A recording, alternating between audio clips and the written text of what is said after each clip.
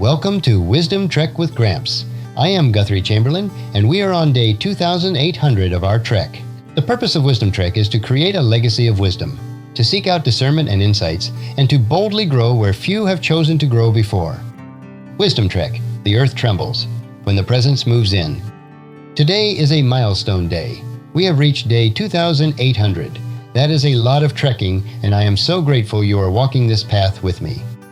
We are celebrating this milestone by stepping into one of the most compact, high-energy psalms in the entire Bible. We are exploring Psalm 114, covering the entire hymn, verses 1 through 8, in the New Living Translation. In our previous trek through Psalm 113, we began the Egyptian Hallel, the series of psalms sung at the Passover. We saw the stooping God who sits high above the nations but bends down low to lift the poor from the dust and the barren woman from her grief. That psalm set the theological stage. God is great because he is humble. Psalm 114 moves from theology to theophany. A theophany is a visible manifestation of God. This psalm describes what happened when that stooping God actually touched down on planet Earth to lead his people out of Egypt. It is a psalm of movement. In just 8 verses, we see a nation moving out, a sea fleeing, a river turning back, mountains skipping like scared sheep, and the solid rock turning into a fountain. It describes the sheer, terrifying, joyful disruption that occurs when the Holy One invades the realm of chaos. In Jewish tradition, this psalm is sung right before the Passover meal. It recounts the moment Israel became God's peculiar treasure. So, let us imagine ourselves in the upper room, or perhaps standing on the shores of the Red Sea, as we witness the earth tremble at the presence of the Lord. The first segment is the Great Migration, establishing the sanctuary. Psalm 114, verses 1 through 2.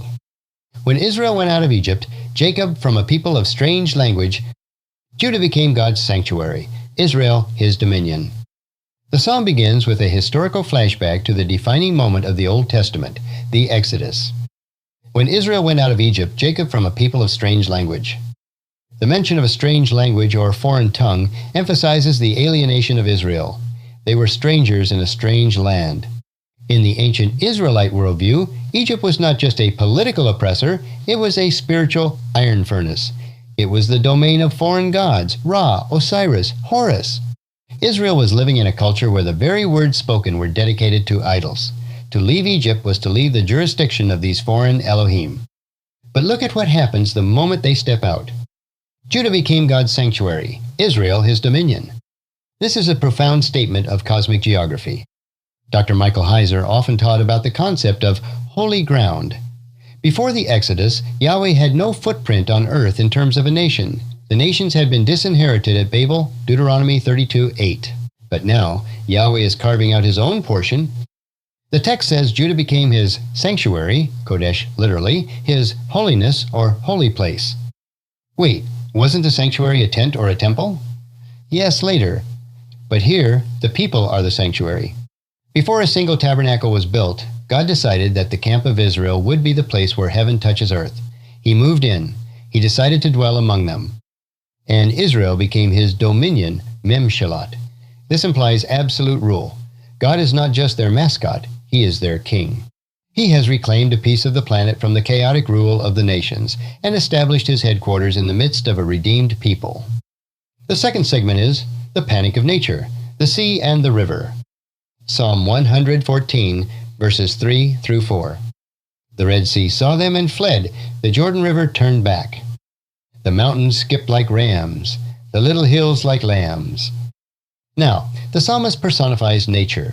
He describes the physical world reacting to this new reality of God moving in with his people, and the reaction is pure panic. The Red Sea saw them and fled. Literally, the sea saw and fled.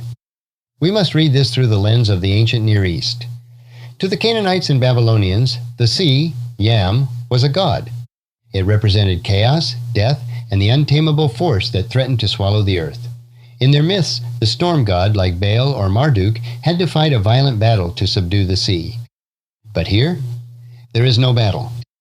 Yahweh doesn't have to fight the sea. He just shows up. The sea sees him. It sees the Shekinah glory leading the sanctuary of Judah, and it turns tail and runs. It is terrified. The great monster of chaos, Yam, is reduced to a frightened animal fleeing from a superior predator. The Jordan River turned back. This creates a beautiful bookend. The Red Sea was the beginning of the Exodus. The Jordan River was the end under Joshua. Both bodies of water, the entry and the exit barriers, were forced to yield.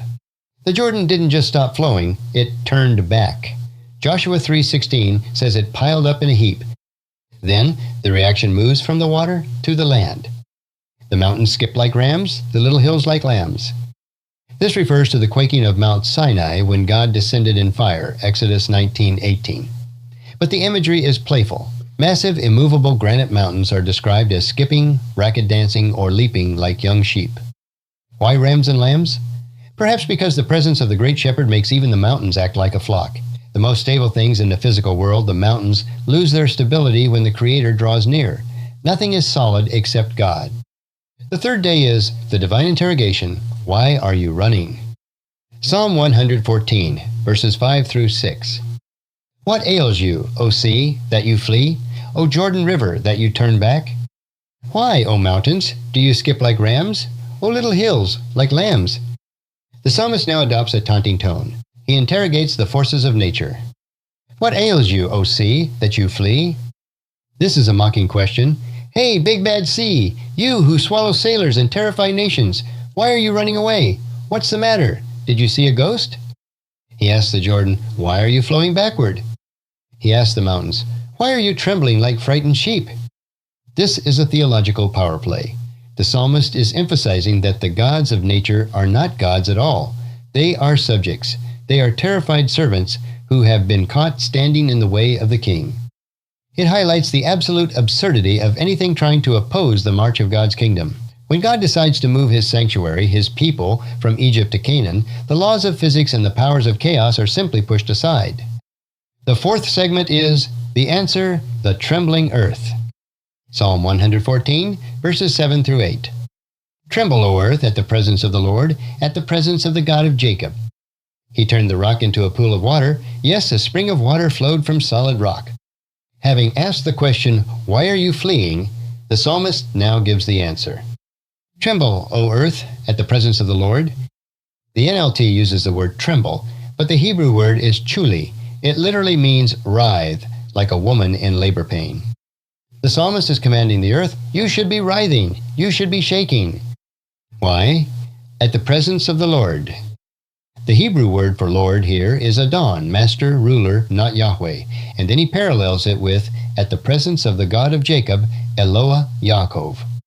The reason the sea fled and the mountain skipped wasn't because of the wind or the tectonic plates, it was the presence. In the divine council worldview, the presence, pene, literally face, of God is often distinct from God himself. It is the visible manifestation of his person. When the face of God looks at the sea panics. When the face of God looks at the mountain melts. This is the terror of the holy.